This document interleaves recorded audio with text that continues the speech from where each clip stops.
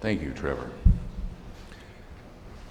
Makes it so much easier to be contemplative when you have lovely music playing, doesn't it?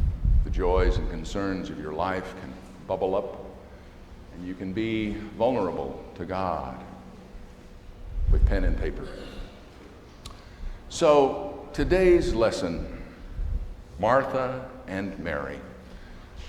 I wonder how many sermons you have heard about Martha and Mary.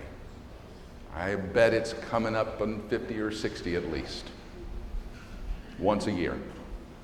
Well, this is another one. Now, we heard the story from the Message, which is a relatively modern version of the story. I want to tell you another one.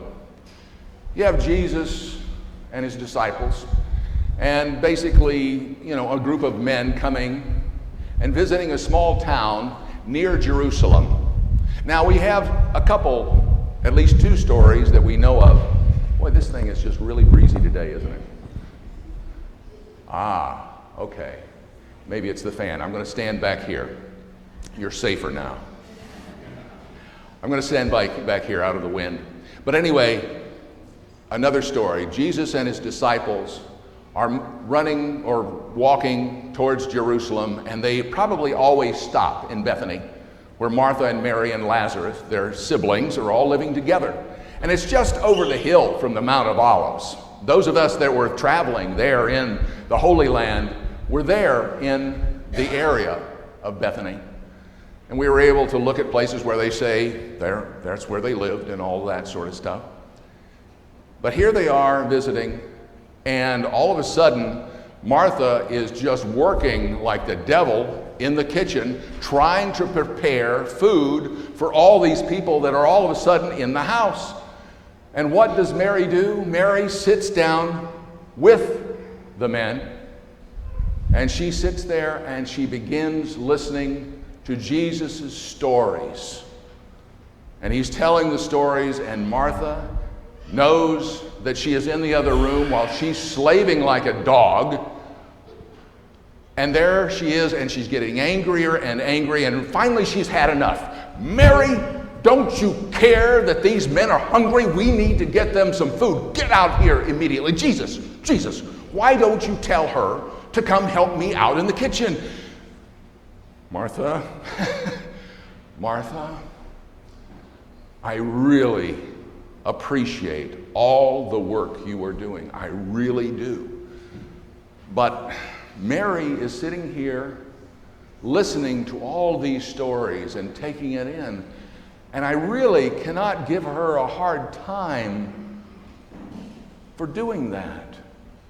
I tell you what, Martha, guys, why don't we all stop for a second and let's go into the kitchen and let's clear the table and let's do all the work to help prepare this meal. And then after we're done doing all that, then we can come back and tell the stories.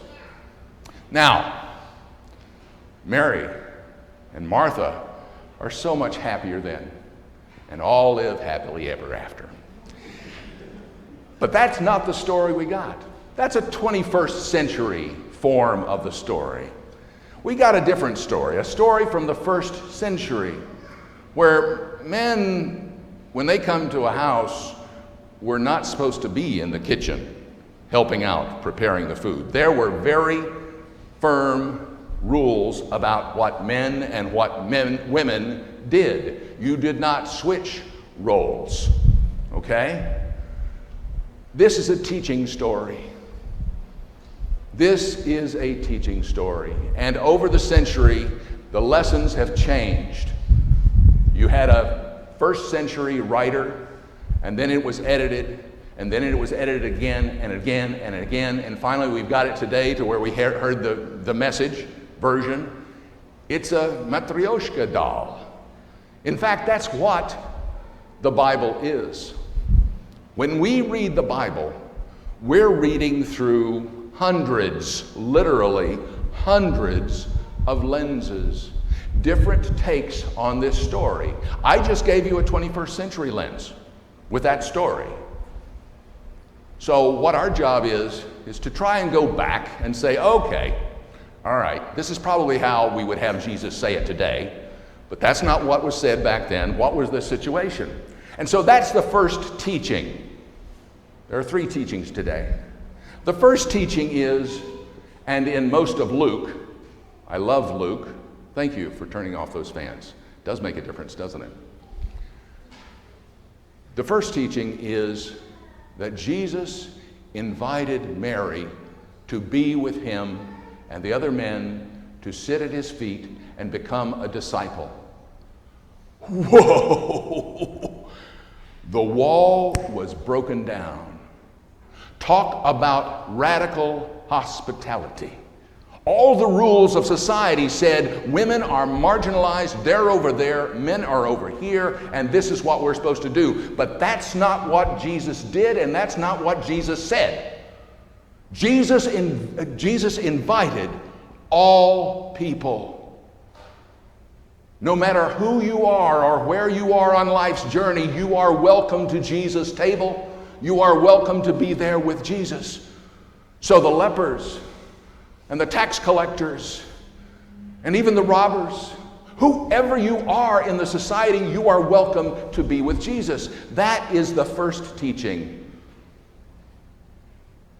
The second one is, like the Matryoshka doll, this is not just a story of Martha or of Mary or of Jesus. It is all one. It is together. It is the relationship of all of these people working together or not working together in this particular case. How many of you have entertained at your home? Right? We've all entertained at our home. And if you're in a relationship, you have a spouse or a boyfriend, girlfriend, whatever. Usually what happens is there are people that show up a little bit early or on time in my house, and not everything's prepared, right? And one person has to be out there talking to the people, carrying on a good conversation, and the other person is slaving like a dog in the kitchen. Now, I'll be frank here, I'm usually the one in the kitchen. Norma Ray is actually more extroverted than I am. She carries on a great conversation. She's a great conversationalist. So that is the team. We work as a team, and I do not resent it one bit. I know that our guests are being well taken care of, and I want to make sure that the food that we serve, the drinks we prepare, are the best we can possibly do, because I want us to feel a very beautiful, convivial sort of community, one with the other. Here's the dynamic.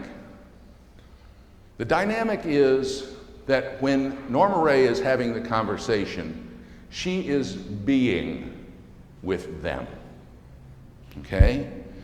Being means she is faithfully listening.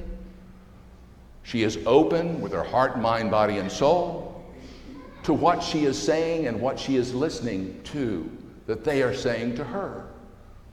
And when I'm in the kitchen, I know she is being a faithful listener, and I'll pick up bits of it here and there. But I also do not resent it, because I know I'm going to learn all about the conversations.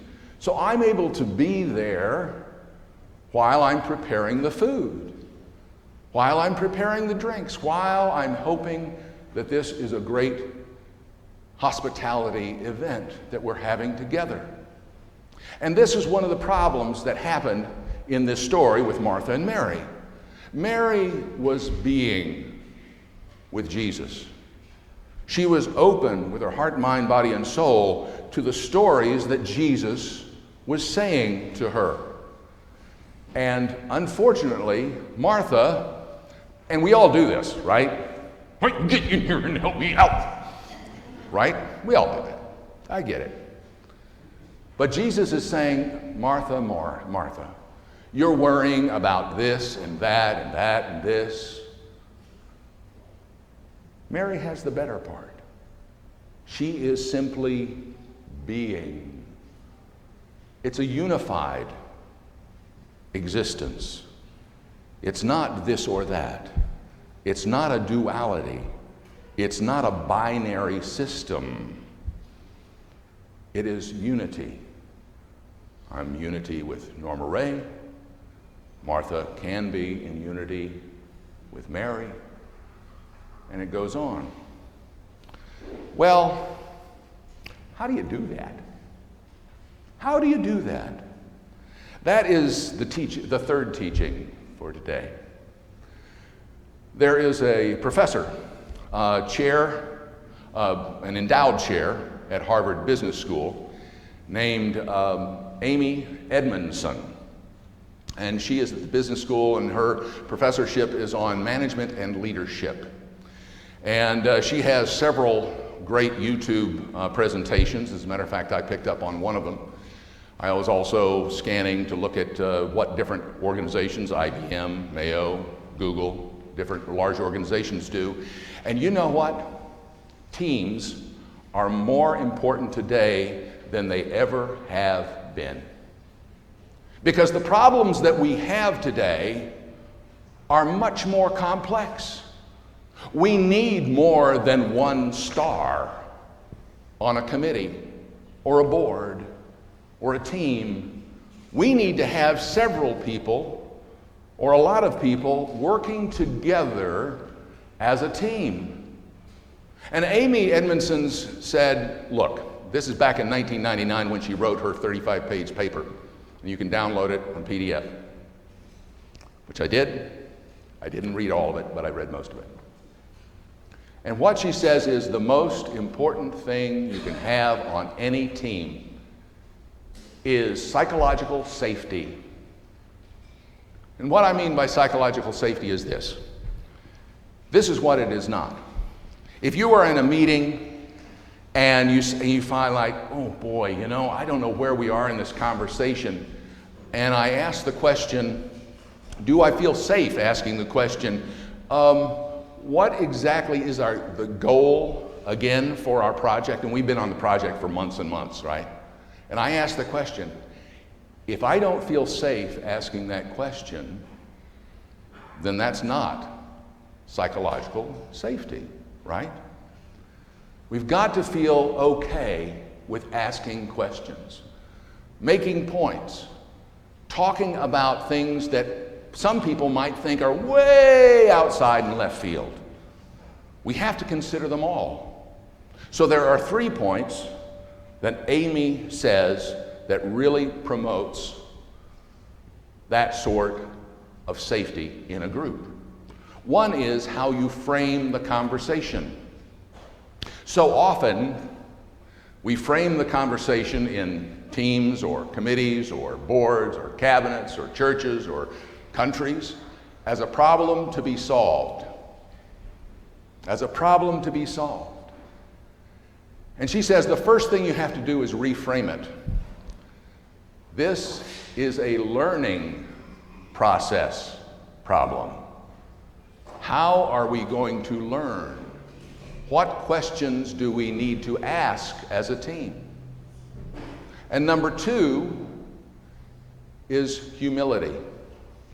Not thinking you have the exact answer, because if I feel like I have the exact answer, this or that, binary, then what happens? It shuts down everything else, doesn't it? If I have the humility to realize that a lot of the problems and more problems are becoming not binary,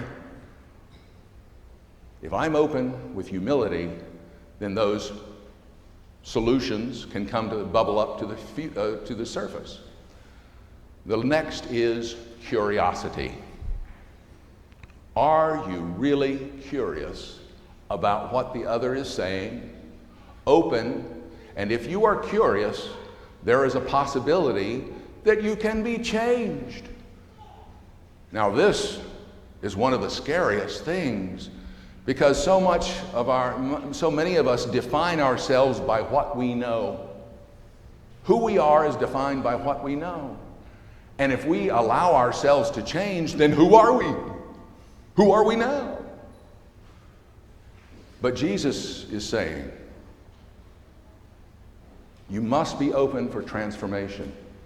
You must be open to change.